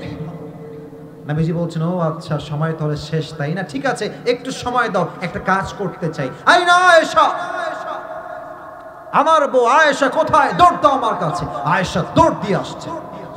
ইয়া রাসূলুল্লাহ, কি হয়েছে আপনার? কি লাগবে আমাকে বলেন। আল্লাহর হাবিব ডাক দিয়ে বলছেন, আয়েশা, তোমাকে আমি কয়েক টুকরা স্বর্ণের চেইন দিয়েছিলাম, স্বর্ণের টুকরা দিয়েছিলাম, সেই স্বর্ণগুলো কোথায়? আয়েশা ডাক দিয়ে বলছেন, ইয়া রাসূলুল্লাহ, ইয়া হাবিবাল্লাহ, যত্নের সঙ্গে আমি রেখে দিয়েছি, কি দরকার আমাকে বলেন। আল্লাহর হাবিব বলছেন, আর দেরি করতে যেও না, এখনই সমস্ত স্বর্ণের টুকরা এই মুহূর্তে আল্লাহর রাস্তায় দান করে দাও। দান কেন করবো না? থাক না, আমার কাজে দিবে, ফাতেমার কাজে দিবে, আলীর কাজে দিবে, থাক না। ও সিরাজগঞ্জের ভাইরা, দেখেন তো হাদিসের কত সুন্দর কথা। আল্লাহ রসুল বলছেন, আমি আল্লাহর সঙ্গে সাক্ষাৎ করতে চাই এমন অবস্থায় যখন আমার কাছে এক চুল পরিমাণ কোনো সম্পদ থাকে নাই। আল্লাহকে বলবো, আল্লাহ দেখো, দুনিয়ায় যাওয়ার সময় খালি হাতে গিয়েছিলাম, তোমার কাছে ফিরেও আসছি খালি হাতে, একমাত্র তুমি ছাড়া পৃথিবীতে কাউকে রেখে আসি নাই। মৃত্যুর সময় মালাকুল মউত অনুমতি চায়, নবী আমি আসবো নাকি আসবো না? আর এই নবীকে ভালো না বাসলে মেসি আর নেইমারকে আমি ভালোবাসবো কেমন করে? মুসলমান যুবক ভাইরা, ঠিক কিনা বলো? এই হচ্ছে আমার নবীর সম্মান। এবার সবাই দুই হাত তোলেন, সবাই দুই হাত তোলেন। আমার মুরব্বী আব্বাজান, যুবক ভাইরা, একটা কথা শুনতে চাই। আমার টাইম দেওয়া আছে কমিটির ভাইদেরকে 1 ঘন্টা, এর বাহিরে আমি ওয়াচ করি না। আপনাদের সিরাজগঞ্জে আমি এর আগেও আসছি, 1 ঘন্টা ওয়াচ করেছি। তবে আমার মনে হচ্ছে আজকের যে ভালোবাসা, আজকে নিয়ম দিয়ে নয়, আজকে ভালোবাসা দিয়ে হিসাব করতে হবে। সবাই হাতটা একটু উঁচু করে দেন, সবাই একটা কাশি দেন, লিল্লাহি তাকবীর। জাস্ট একটা ওয়াদা করবেন, তারপরে হাত নামাবেন। বলেন সবাই, হুজুর। এই এত আস্তে বললে আমার মন ভরবে না। বলেন সবাই, হুজুর, আমরা সিরাজগঞ্জের সন্তান, আপনাকে ওয়াদা দিলাম, নবীর আদর্শ না শুনে, দোয়া শেষ না করে আমরা কেউ বাসায়, এবার আমার হাত দেখবেন, আমি যেমনে হাত নাড়াবো আপনারাও তেমনি হাত নাড়াবেন, যাব না। আর একটু জোরে, যাব না। বলেন সবাই আওয়াজ করে, ইনশাআল্লাহ। এবার হাত নামান। এবার যদি কেউ দোয়ার আগে উঠে যায়, হাদিসে আসছে, লা ঈমান আলাহ লিমান লা আমান আলাহ, যার কথা ঠিক নাই তার ঈমানের ঠিক নাই, ঠিক কিনা বলেন? আচ্ছা বলেন তো, নবী কি বাবা হিসেবে ভালো ছিলেন না খারাপ ছিলেন? নবী আমার নানা হিসেবে খারাপ ছিলেন না ভালো ছিলেন? নবী আমার স্বামী হিসেবে ভালো ছিলেন না খারাপ ছিলেন? আদর্শের জায়গা আমি 3টা পার্টে বলবো। নবী বাবা হিসেবে কেমন ছিলেন, নানা হিসেবে কেমন ছিলেন, স্বামী হিসেবে কেমন ছিলেন। প্রথমেই বলতে চাই, নবীজির মেয়ের নাম কি ছিল? কে বলতে পারে? ফাতেমা। বলেন সবাই, নাম কি ছিল? খুব খেয়াল করবেন। ফাতেমার বিয়ের বয়স যখন হয়ে গেল, আল্লাহর হাবিব ডাক দিয়ে বললেন, ফাতেমাকে কে বিয়ে করতে চাও? আমার কাছে প্রস্তাব নিয়ে আসো। প্রথমেই প্রস্তাব নিয়ে আসছে ওমরে ফারুক রাদিয়াল্লাহু তাআলা আনহু। এসেই বলছে, ইয়া রাসূলুল্লাহ, আমি আপনার মেয়ে ফাতেমাকে বিয়ে করতে চাই, আপনি কি রাজি আছেন কিনা? নবীজি মাথাটা জাস্ট নিচু করলেন, ইয়েসও বললেন না, নো বললেন না। ওমরে ফারুক বুঝে গেছে আমার বিয়ে এখানে হবে না, আমার চান্স মেরে লাভ নাই। ওমরে ফারুক বের হয়ে গিয়েছে। এবার আরেকজন সাহাবী আসছে, এসে বলছে, ইয়া রাসূলুল্লাহ, I wanna marry your daughter, do you agree with this proposal or not? নবী হে, আপনার মেয়ে ফাতেমাকে বিয়ে করতে চাই, আপনার মতামত কি? নবীজি ইয়েসও বললেন না, নো বললেন না, মাথা জাস্ট নিচের দিকে রেখে চুপ করে বসে আছে। 2 জন সাহাবী রিজেক্ট খেয়ে বাহিরে বের হয়ে গেছে। আর বাহিরে আরো 2 জন সাহাবী আছে। যারা পুরস্কার পেতে চাও, এই সাহাবীর নামগুলো মুখস্থ রাখবা। এক হচ্ছে আলী রাদিয়াল্লাহু তাআলা আনহু, আর এক হচ্ছে আব্দুর রহমান বিন আউফ। আব্দুর রহমান বিন আউফ ডাক দিয়ে বলছে, বন্ধু আমার আলী, ওমরে ফারুক ক্যান্সেল হয়ে গিয়েছে, আরেকজন সাহাবীও ক্যান্সেল হয়ে গিয়েছে, তবে আমার বিশ্বাস বন্ধু তুমি যদি নবীর কাছে বিয়ের প্রস্তাব নিয়ে যাও, নবী তোমাকে কখনো খালি হাতে ফিরাই দিবে না। সুবহানাল্লাহ পড়েন সবাই। আজকালকার ছেলে পেলে ক্লাস 5-এ পড়ে, ক্লাস 5-এ বলে এইটা আমার আর ওইটা তোর, খবরদার আমারটার দিকে চোখ তুললে তোর চোখ তুলে ফেলবো, ঠিক কিনা বলে? আজকালকার ছেলে পেলে এত দুষ্টু, পার্কে বেড়াতে যায় আর বন্ধুকে বলে বন্ধু এইটা আমার ওইটা তোর। বন্ধু বন্ধু একসঙ্গে হইলে লুচ্চামির শেষ থাকে না বাংলাদেশে, ঠিক কিনা বলে? রাগ করবেন না, জাস্ট বোঝাবার স্বার্থে বললাম। এবার আলী বলছে বন্ধু কি বললা তুমি, এটা আমার মতো গরিব ছেলের সঙ্গে নবী তার মেয়ে বিয়ে দিবে? আমার না আছে বাড়ি, না আছে গাড়ি, না আছে ব্যবসা, না আছে চাকরি, না না না প্লিজ। আরে আজকালকার বাবারা টাকা পাইলে মেয়েকে বুইরা টাকলার সঙ্গে বিয়ে দিয়ে দেয়, না এরকম মেয়ে বাংলাদেশে নাই মনে হয় না? আর মেয়েদের কথা কি বলবো, মেয়েরা প্রেম করে একটার লগে আর টাকা পাইলে ওই যুবককে গুল্লি মেরে আর এক জায়গায় বিয়ের পিড়িতে বসে যায়। ওই জন্য মাঝে মাঝে আমি বলি বেঈমানদের কপালে কোথাও সুখ খুঁজে পায় না যুবক ভাইরা। তারা আমার কথা, আপনি যাকে পছন্দ তাকে বিয়ে করবেন। আপনি ধোকা দিবেন আজকে, আল্লাহ আপনাকে এমন ধোকা দিবে আপনার মাঝের হাড্ডি গুড্ডে ভেঙে চূর্ণ বিচূর্ণ হয়ে যাবে। তো আলী বলছে না বন্ধু এটা আমার দ্বারা হবে না, আই এম সো সরি, আমি যাবো না, প্লিজ বোঝার ট্রাই করো। তা আব্দুর রহমান বিন আওফ বলছে বন্ধু চান্স মারতে দোষ কোথায়, যাও তো আগে। তো আলী অনেক বুঝায় শোনায় এবার আসছে। তো এটা হচ্ছে মসজিদ নববীর জায়গা, এটা হচ্ছে এন্ট্রান্স, প্রবেশ পথ। প্রবেশ পথে যখন আলী ঢুকবে একবার ঢুকে আবার বের হয়ে যায়, এই পার দিয়ে ঢুকে এই পার দিয়ে বের হয়ে যায়। হ্যাঁ আলী কি কি এদিকে আসো, কি বলবো এদিকে আসো। থরথর করে কাঁপতেছে। আরে মেয়ের বাপের কাছে মেয়েকে প্রস্তাব দেওয়া কত কঠিন, এটা যুবকরা ছাড়া আর কেউ বুঝবে না। তো আলী কাঁপতেছে, এসে বসে গেছে। হ্যাঁ আলী কি বলবো বলো। আলী বলছে নবী হে, আমি আপনার মেয়ে ফাতেমাকে বিয়ে করতে চাই, আপনি কি রাজি আছেন? নবী আগের বারও চুপচাপ, তার পরের বারও চুপচাপ। এবার নবী জাস্ট একটা শব্দ বললেন, শব্দ হচ্ছে ইনশাআল্লাহ। বলেন সবাই কি আল্লাহ, বলেন সবাই ইনশাআল্লাহ। তো আলী আবার ইনশাআল্লাহর অর্থ বোঝে নাই, প্যাস খেয়ে গেছে, বাহিরে আসছে, মুখটা বাংলার পাঁচের মতো হয়ে আছে। তা আব্দুর রহমান বিন আওফ বলছে বন্ধু তুমিও ছেঁকা খাইছো নাকি, তার মুখ এরকম কেন, খুশিছে তুমি, কি ব্যাপার, কি দুঃখ কেন তোমার, তোমার কি বিয়ে ইয়েস হয় নাই বন্ধু? আলী বলছে বন্ধু আমিও রিজেকশন, আমার দ্বারা বিয়ে হবে না এটা। আরে বন্ধু নবী কিছুই বলে নাই, একটা কথা বলে নাই। বলছে হ্যাঁ বলেছে, নবী জাস্ট বলেছে ইনশাআল্লাহ, আর কিছু বলে নাই। আব্দুর রহমান বিন আওফ বলছে বন্ধু মাঝে ঘিলু কম দেখছি। আরে নবীর ইনশাআল্লাহ মানে বিয়ে অর্ধেক ফাইনাল হয়ে গিয়েছে, সুবহানাল্লাহ। এবার মেসেজটা দেই নবীর আদর্শ কোথায়। ফাতেমার সঙ্গে আলীর বিয়ে হবে, সিদ্ধান্ত আল্লাহর পক্ষ থেকে এসেছে। তোর বিয়ে হবে না রে, তোর বিয়ে হবে না। সময় 12টা বেজে পার, তার মানে 12টার পরে মনে সিরাজগঞ্জে ওয়াজ হয় না, তাই না? আর আমার তো বিশ্বাস 12টা কেন, ভোর রাত পর্যন্ত ওয়াজ হলে মানুষ বসে থাকবে, যুবক ভাইরা, ঠিক কিনা বলো? তো নবীজি কেন পারমিশন দিলেন না? কারণ তিনি ফাতেমার কাছে এখনো যান নাই। এবার নবীজি ঘরে আসছে, এই না ফাতেমা, ফাতেমা কোথায়, আমার কাছে আসো মা। ফাতেমা আসছে, নবী কি বলবেন বলেন। এবার ডাক দিয়ে বলছে ফাতেমা তোমার জন্য আমি একজন পাত্র দেখেছি, পাত্র বিয়ের জন্য। ফাতেমার লজ্জায় মুখটা নিচু হয়ে গিয়েছে, বলছে নবী হে মাসমুহ, যুবকটার নাম কি? বলছে ইসমুহু আলী, তুমি কি রাজি আছো মা? নাম হচ্ছে আলী। তো ফাতেমা ইয়েস নো কিছুই বলে নাই, জাস্ট একটা মুচকি হাসি দিয়েছে। আর হাদিসে আসছে বিয়ের ক্ষেত্রে মেয়েরা মুচকি হাসি দিলেই বুঝবেন দাল মে কুছ কালা তো জরুর হ্যায় ওয়াহা মে। তো নবীজি বুঝে গিয়েছেন ফাতেমা আমার রাজি হয়ে গিয়েছে, বিয়ে এবার দেওয়া যাবে।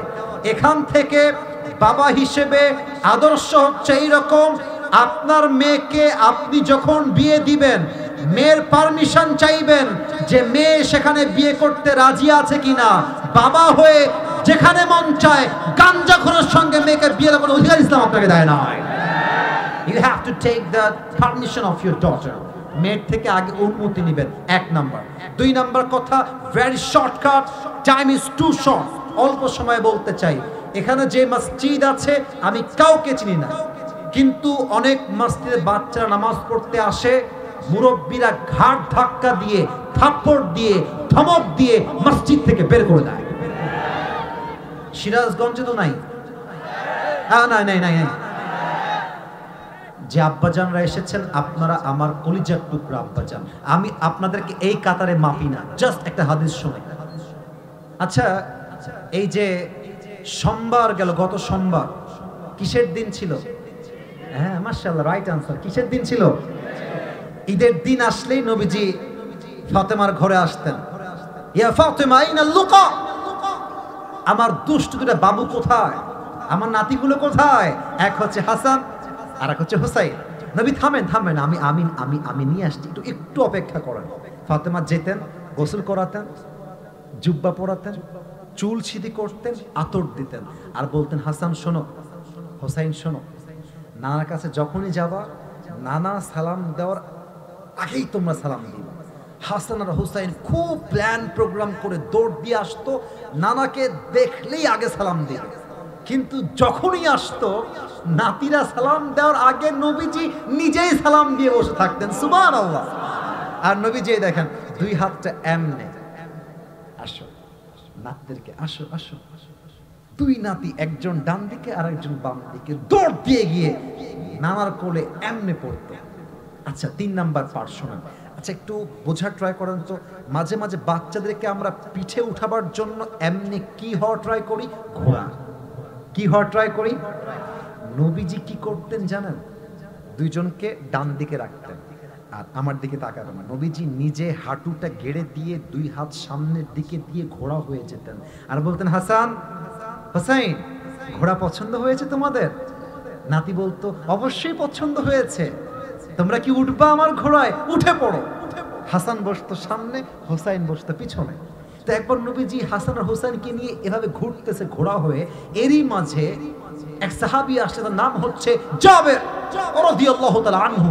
এসেই দেখছে দো জাহানের সর্দার, যার জন্য আল্লাহ নিজে স্বয়ং তার হাবিব, যারা আল্লাহ এত ভালোবাসে, সেই মানুষটা ঘোড়া হয়ে নাতিকে এমনি এমনি ঘুরাইতেছে আর বলছে, ইয়া রাসূলুল্লাহ, এই দুই নাতির কপাল কত ভালো, দুই জাহানের সর্দারের ঘোড়ায় তারা চড়েছে। আর রাসূল বলছে, আরে চুপ করো মিয়া, কার কপাল ভালো? আরে আমার কপাল দেখো, আমার ঘাড়ে জান্নাতের সমস্ত যুবকদের সর্দার হাসান আর হুসাইন চড়ে বসে আছে। সুবহানাল্লাহ। তো একবার নবীজি বলছে, ফাতেমা দাও, বাচ্চাকে দাও, আমি নিয়ে যাই মসজিদে নামাজ পড়াবার জন্য। তো দুইজনকে নিয়ে নামাজ পড়তে আসছে। আল্লাহু আকবার, সুবহানাকা আল্লাহুম্মা ওয়া বিহামদিকা ওয়া তাবারাকা ইসমুকা ওয়া তাআলা জাদ্দুকা ওয়া লা ইলাহা গায়রুক, আলহামদুলিল্লাহি রাব্বিল আলামিন, আর রহমানির রহিম, মালিক ইয়াউমিদ্দিন। সূরা ফাতিহা শুরু করেছেন, কিরাত পড়েছেন, আল্লাহু আকবার, রুকুতে গিয়েছেন, সামি আল্লাহু লিমান হামিদা, রুকুর থেকে উঠে গিয়েছেন, আবার আল্লাহু আকবার, সিজদায় গিয়েছেন। সাহাবায়ে কেরাম সবাই সিজদায় গিয়েছেন, কিন্তু সিজদায় যাওয়ার পরে নবীজি সিজদার থেকে আর উঠছেন না। 1 মিনিট যায়, 2 মিনিট যায়, 3 মিনিট যায়, নবীজি তাও ওঠেন না। সাহাবায়ে কেরাম পেরেশান হয়ে গিয়েছে, নবী কি বেঁচে আছেন না মারা গেছেন? নবী ওঠেন না কেন? একজন সাহাবী মুয়াজের ডান পাশে ছিল, ওই সাহাবী চিন্তায় পড়ে গিয়েছে, নবীজি বেঁচে আছেন না মরে গেছেন, আমাকে অবজার্ভ করতেই হবে, আমাকে দেখতেই হবে। ওই সাহাবী সিজদার মধ্যে সুবহান রাব্বিয়াল আলা, সুবহান রাব্বিয়াল আলা তাসবিহ পাঠ করছে, আর জাস্ট মাথাটা হালকা উঁচু করে সামনের দিকে দেখছে নবী বেঁচে আছেন না মারা গেছেন। ওই সাহাবী চোখ দিয়ে দেখলেন নবীজি জীবন্ত রয়েছেন, তবে নবীর পিঠের সামনের দিকে হাসান বসে আছে আর নবীর পিঠের দিকে হুসাইন বসে আছে। নবীজি ভারের যন্ত্রণায় সিজদার থেকে উঠতে পারছেন না। ওই সাহাবী মনে মনে ভাবছে, আমি যদি হাত দিয়ে টান দেই, হাসান পড়ে যাবে, হুসাইন পড়ে যাবে। পড়ার সঙ্গে সঙ্গে আল্লাহর হাবিব বলবেন আল্লাহু আকবার, এবং তিনি সিজদার থেকে উঠে যাবেন। এই চিন্তা করে ওই সাহাবী নামাজের মধ্যেই ডান হাতটা বাড়িয়ে হোসাইনকে ধরতে গিয়েছে, নামাতে গিয়েছে। আল্লাহর হাবিব যখন বুঝতে পেরেছেন একজন সাহাবী পেছন থেকে হাত বাড়িয়ে দিয়েছে, সঙ্গে সঙ্গে নামাজের মধ্যে আল্লাহর হাবিব ওই সাহাবীর হাতটা শক্ত করে ধরে বসেছে আর ইঙ্গিতে বুঝিয়েছেন, আমার নাতি হাসান আর হুসাইন যতক্ষণ পর্যন্ত আমার ঘাড়ে আছে, আমি আল্লাহর হাবিব সেজদায় আছি, সেজদাতেই থেকে যাব। কোন সুবহানাল্লাহ। আরে ভাই, চাইলে কি ফেলাইতে পারতেন না? জাস্ট ঝাঁকি মারতেন, পড়ে যেত, ফেলান নাই। শিক্ষা দিয়েছেন যে বাচ্চা আজকে 5 ওয়াক্ত নামাজি হবে, ওই বাচ্চা আগামীতে ওমরে ফারুকের মতো গোটা বিশ্বকে ইসলামের রাজতন্ত্র কায়েম করে দেখায় দিবে। ঠিক কিনা বলেন? আপনি ধমক দেন কেন? আর এক হাদিসে আসছে, একবার আল্লাহর হাবিব হাসানকে ডাক দিয়েছেন, হোসাইনকে ডাক দিয়েছেন। ডাক দিয়ে বলছে, হাসান তুমি তোমার ডান হাতটা এমনে করো, হোসাইন তুমি তোমার ডান হাতটা এমনে করো, তুমি ডান দিকে বসো, তুমি বাম দিকে বসো। আল্লাহর হাবিব ডাক দিয়ে বলছেন, ফাতেমা টেবিল কোথায়? টেবিল নিয়ে আসো আমার সামনে। টেবিল রাখা হয়েছে, ডান দিকে হাসান, বাম দিকে হোসাইন, এমনি 2 হাত দিয়ে আছে। এটার নাম হচ্ছে পাঞ্জা খেলা, কুস্তি খেলা। এবার হাসানও আমার সন্তান, হোসাইনও আমার সন্তান। আপনি শাবাশ দিলে 2 জনকে শাবাশ দিবেন, জাস্ট হোসাইনকে কেন? আমি এই খেলা মানি না। এবার আল্লাহর হাবিব বলছেন, ও আমার মা, ও আমার ফাতেমা, তুমি রাগ করো না, আমি যে হোসাইনকে শাবাশ দিচ্ছি, আমি শাবাশ দিচ্ছি না, ওর পাশে জিব্রাইল বসে বসে ওকে শাবাশ দিচ্ছে। আরে ভালোবাসা কাকে বলে? আমি 80 জন ছোট বাচ্চা ছিলাম, যে মুরব্বীরা আমাকে ভালোবাসতো, তারা তো জানতো না যে আসিফ একদিন আসিফ হুজুর হবে, আসিফ একদিন আবরারুল হক আসিফ হবে, এই আসিফ একদিন ইসলামের জন্য কাজ করবে। আমাকে অন্তর থেকে ভালোবাসতো বাচ্চা হিসেবে। তারা আজকে দুনিয়াতে নেই, কিন্তু যখন আমি 2 হাত তুলি, সেই মুরব্বীর জন্য আমার কলিজার থেকে দোয়া আসে, মন থেকে দোয়া আসে। আব্বা জান, যেই বাচ্চা মসজিদে আসছে ধমক দিয়েন না, পকেটে চকলেট রাখেন। ও বাচ্চা আসবে, ওকে সালাম দিবেন, বুকে জড়াবেন, ওকে চকলেট খাওয়াবেন, ভালোবাসবেন। আব্বা জান, আপনি আজীবন দুনিয়ায় থাকবেন না, এই বাচ্চা একদিন বড় হবে। হতে পারে এই বাচ্চা একদিন আল্লামা সাইদি হবে, এই বাচ্চা একদিন ডক্টর মিজানুর রহমান আজহারি হবে, এই বাচ্চা একদিন ডক্টর জাকির নায়ক হতে পারে। ঠিক কিনা বলেন? আপনি মারা যাবেন, বাচ্চা আপনার কবরের সামনে দাঁড়িয়ে দাঁড়িয়ে আপনার জন্য জান্নাতের দোয়া করবে। হতে পারে একজন শিশুর দোয়া, একজন যুবকের দোয়া আপনাকে জাহান্নাম থেকে জান্নাতের বাসিন্দাও বানাতে পারে। ঠিক কিনা বলে? অতএব আজ থেকে মুরব্বী হয়ে কখনো বাচ্চাদের সঙ্গে খারাপ ব্যবহার করবেন না। বলেন সবাই ইনশাআল্লাহ। শেষ কথা, শেষ হাদিস, যাদের বউ নাই এবং যাদের বউ আছে সবাই শুনবেন, মাথায় রাখবেন। আল্লাহর হাবিবের সিস্টেম ছিল, বউ দেখলেই জাস্ট একটাই কথা, আই লাভ ইউ। আহা কোনা বলো সবাই সুবহানাল্লাহ। বউ দেখলেই বলবেন আই লাভ ইউ। আর একটা কথা, মুরব্বীরা হয়তো বলবেন আসিফ হুজুর ভুল বলছে, বাট আমি ভুল বলছি না। হাদিসে আসতে 3 জায়গায় মিথ্যা বলা জায়েজ। 1, বউয়ের কাছে যত মন চায় মিথ্যা বলবা। মনে করেন একটা শাড়ি নিয়ে আসছেন সিরাজগঞ্জ থেকে, দাম হচ্ছে মাত্র 1000 টাকা। বলবেন যে বউ 10,000 টাকাতে নিয়ে আসলাম তোমার জন্য। আরে দিবেই না গো, জোর করে আনলাম। আরে মিয়া, বউকে যত পাম্পট্টি দিবেন, বউ আপনার জন্য জীবন দেওয়ার জন্য প্রস্তুত হয়ে যাবে। সিরাজগঞ্জের ভাই, সত্য কথা এটাই যে মেয়েরা পাম্পট্টির পাগল হয়। মেয়েদেরকে প্রশংসা করলে মেয়েরা স্বামীর জন্য যত্ন করার জন্য পাগল হয়ে যায়। ঠিক কিনা বলেন? আচ্ছা, অনেকের বাসায় প্রবলেম আছে যে বউকে ভালোবাসলে মা রাগ করে, আর মাকে ভালোবাসলে বউ রাগ করে। এখন সমাধানটা কেমনে করবেন?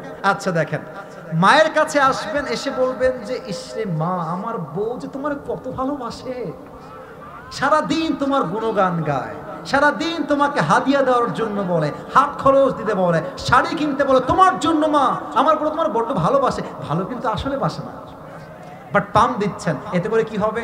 আপনার মাটা বলবে, ইসরে বউটা আমার এত ভালোবাসে আর আমি বউকে নিয়ে বদনাম করলাম। না না না, আমার বউ কালকে বাসায় আসলে আমি বুকের সঙ্গে জড়াই নিব, দেখবেন সমাধান হয়ে যাবে, ঠিক কিনা বলেন? আচ্ছা, এবার বউয়ের কাছে আসবেন।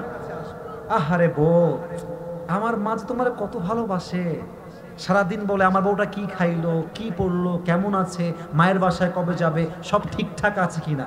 আরে বউ যত খারাপ হোক, যখন শুনবে স্বামী বলছে আমার শাশুড়ি আমাকে ভালোবাসে, তখন অবশ্যই প্রত্যেকটা মেয়ে তার শাশুড়িকে ভালোবাসতে বাধ্য হয়ে যাবে, ঠিক কিনা বলে? তাহলে প্র্যাকটিস করি আমরা সবাই মিলে একটু। বউকে দেখলে কি বলবেন? লজ্জা আমার না ভাই, বউকে দেখলে কি বলবেন? আর যাদের নাই হলে বলবা আই লাভ ইউ, বাট তোমার বউকে, অন্যর বউকে কিন্তু না। ওই এক ডাক্তারের কাছে এক, হাসিস না বাবা, বউ হবে, বউ হবে। আল্লাহ সবাইকে দিনদার নেককার বউ দিয়ে দিক, পড়েন সবাই আমিন। এক মেয়ে ডাক্তারের কাছে গিয়ে বলছে, ডাক্তার সাহেব আমার শরীরটা খুবই খারাপ, মাথা ব্যথা, পেট ব্যথা, গায়ের যন্ত্রণা, আমার অবস্থা খুবই খারাপ, আমাকে মেডিসিন দেন। ডাক্তার বলছে আপনি রোমান্স কোন কোন দিন করেন? বলছে রবিবার করি, সোমবার করি, মঙ্গলবার করি, বৃহস্পতিবার করি, শুক্রবার করি, শনিবার করি। তো একদিন বাদ দেন কেন? একদিন গ্যাপ দেন। একদিন কোনো আদর নাই, জাস্ট চুপচাপ শুয়ে থাকবেন। বলছে ডাক্তার কি বললেন? ওই একদিনই তো স্বামী আমার কাছে আসে, আর কোনো আসে না তো। হ্যাঁ, বুঝলে বুঝ পাতা, না বুঝলে তেজ পাতা। আজকালকার বেশিরভাগ মেয়েরা স্বামীকে বাদ দিয়ে বাহিরে পরকিয়া করে বেড়ায়। আজকালকার বেশিরভাগ প্রবাসীর বউয়েরা ইমো ইনস্টল দিয়ে হাজার হাজার জায়গায় পরকিয়া করে বেড়ায় যুবক ভাইরা, ঠিক কিনা বলো? অথবা আমাদের কথা একটা, যতদিন বেঁচে আছি আমরা আমাদের বউকে as much as we can, we have to try our best যে আমরা বউকে মন থেকে ভালোবাসবো। রাজি আছেন তো ইনশাআল্লাহ? সবাই দুই হাত তোলেন, সবাই দুই হাত তোলেন। শেষ ভালো যার, সব ভালো তার। আপনারা সবাই ওয়াদা রেখেছেন, জাস্ট 5 মিনিট সময় দিবেন। নারে তাকবীর! আল কোরআনের আলো, আল হাদিসের আলো। একটু জোরে কোরআন হাদিস যেখানে, আলেম ওলামা যেখানে, সিরাজগঞ্জবাসী যেখানে। একটু হাতটা উঁচু করেন তো ভাই, একটু উঁচু করেন তো ভাই যান। আমার ভলেন্টিয়ার্স ভাইরা আবদার করেছে হুজুর রুমালটা আরেকবার যাবে, যদি কারো মনে চায় দিবে, কিন্তু আমার বিশ্বাস কেউ না, সবাই দিবেন। রাজি আছেন তো ইনশাআল্লাহ? হাতটা পকেটে দেন, সবাই চান, ভলেন্টিয়ার্সরা যান। পুরস্কার কি দিব না দোয়া হয়ে যাবে? দেওয়া যাবে নাকি যাবে না? আচ্ছা, যে পুরস্কার পেতে চান বা পেতে চাও, জাস্ট একটু সারাংশ ওয়াজ, পুরো ওয়াজের সারাংশ বলছি। আজকে ওয়াজের সাবজেক্ট ছিল নবীর জীবনের 3টা বিষয়। 1, নবীজি দেখতে কেমন ছিলেন। 2, নবীর সম্মান কেমন ছিল। 3, নবীর আদর্শ কেমন ছিল। নবীর চেহারা দেখতে কেমন ছিল? লাবণ্যময়, সুন্দর ছিল। নবীর হাতের তালু কেমন ছিল? রেশমের চাইতে বেশি মোলায়েম ছিল। নবীর হাইট কেমন ছিল? মিডিয়াম হাইট ছিল। নবীর চুল কেমন ছিল? এই হুজুর সাহেব, ভাইজান, না না ভাইজান, আমাকে সময় দেন 5 মিনিট, ওয়াদা আছে তো ভাই, সময় দেন। আমার মাথায় আছে ভাই, আমাকে সিলেট যাওয়া লাগবে, এখান থেকে 10 ঘন্টার পথ। আপনি সার্চ করেন, কালকের মাহফিল সিলেটে। আমার মাথায় হুশ আছে, আমার মাথায় হুশ আছে। ভালোবাসি বিধায় 12:30 বাজতে যাচ্ছে, জাস্ট ভালোবাসার জন্যই তো ওয়াজ করছি, ঠিক কিনা বলে? জাস্ট সময় দেন, 5 মিনিট শেষ করছি।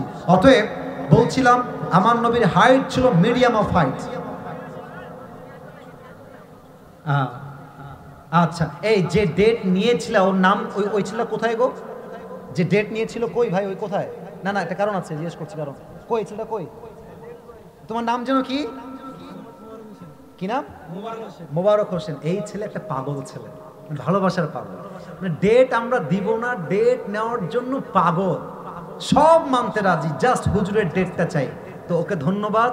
ও হচ্ছে আমাদের কাছ থেকে ডেট নিয়েছে, তার মানে হচ্ছে এই প্রোগ্রামটা বাস্তবায়ন হওয়ার পেছনে তার অনেক হাড় ভাঙা পরিশ্রম রয়েছে, ঠিক কিনা বলেন? আল্লাহকে কবুল করুক, পড়েন সবাই আমিন। আচ্ছা, নবীর চুলে কাটিং ছিল বাবরি কাটিং, বলেন সবাই কি কাটিং? আর নবীর দাড়ি কি ছোট ছিল না বড় ছিল? অতএব আজ থেকে আমরা দাড়ি রাখবো তো ইনশাআল্লাহ। 2 নাম্বার, নবীর সম্মান কেমন ছিল? জাস্ট একটা হাদিস মাথায় রাখবেন, মালাকুল মউত এসেই নবীর রূহ কবজ করেছেন না পারমিশন চেয়েছেন? অনুমতি চেয়েছেন নবী আপনি যাবেন কিনা। এই অনুমতি চাওয়ার মাধ্যমে নবীর সম্মানকে আরশ পর্যন্ত পৌঁছায় দিয়েছে একজন, তিনি কে? এই জাস্ট একটা হাদিস বললে আপনি পাস। 3 নাম্বার নবীর আদর্শ। 1 নাম্বার বাবা হিসেবে হাউ হি ওয়াজ, নবী কেমন ছিলেন। বাবা হিসেবে ফাতেমাকে বিয়ে দিয়েছেন ফাতেমার অনুমতি ছাড়া। অনুমতি ছাড়া না অনুমতি নিয়ে? আপনি আপনার মেয়েকে বিয়ে দিবেন গাঞ্জাখোরের সঙ্গে, অনুমতি নেওয়ার দরকার নাই। তার মানে আপনারা গাঞ্জাখোরের সঙ্গে বিয়ে দিবেন, তাই না? না, মেয়ের বিয়ে হবে টাকাওয়ালার সঙ্গে নয়, চরিত্রবান যুবকের সঙ্গে মেয়ের বিয়ে হবে, ঠিক কিনা বলেন? বাট পারমিশন চাবেন। 2 নাম্বার নানা হিসেবে কেমন ছিলেন। দেখলেই সালাম দিতেন, দেখলেই বুকে জড়ায় নিতেন, দেখলেই ঘোড়া হয়ে যেতেন, এবং মসজিদে আসলে ধমক দিতেন না। এত ভালোবাসতেন যে বাচ্চারা মসজিদে এসে নামাজ পড়ার জন্য পাগল হয়ে যেত। সুবহানাল্লাহ পড়বেন না আপনারা? আর 4 নাম্বার স্বামী হিসেবে, 3 নাম্বার স্বামী হিসেবে আদর্শ হচ্ছে বউকে দেখলেই বলবেন আই হেট ইউ। বউকে দেখলেই বলবেন আই হেট ইউ। শুনি নাই, আই হেট ইউ না আই লাভ ইউ। বউকে বলবেন আই লাভ ইউ, আল্লাহ আপনার আমল নামায় সাদকার সওয়াব লিখে দিবে। সুবহানাল্লাহ।